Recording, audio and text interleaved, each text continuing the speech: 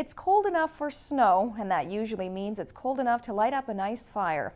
Many of us will be doing that as the temperatures continue to fall this fall. But the Prince George Fire Department wants you to think before you strike the match. Chimney fires happen every year, but there are some ways to make sure the fire department doesn't show up at your door. There is nothing quite like a fire to cozy up next to when the snow flies. But if you're not careful, your tranquility could go up in smoke. We're likely called to chimney fires this time of year, starting say November, December, and moving on into February of next year. We'll probably get a few chimney fires. Those kinds of fires are caused by a buildup of creosote in the chimney or wood stove flue, Which is an oily solution it's created from burning wood but not complete combustion, so it moves up as a liquid into the chimney, and it solidifies on the sides of the chimney. When you're burning your stove and you can check it and you're cleaning it and you're getting that black powdery stuff, you're doing a good job burning wood.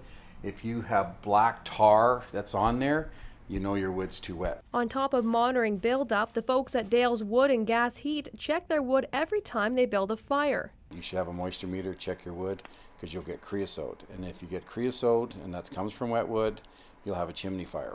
Dry wood burns hotter and faster, which is why many people dampen their blazes for a longer burn life. Even seemingly dry wood can be deceiving. The standing dry that's out there, it will still collect water, so don't assume that the bug kill that's out there is dry, because it's not.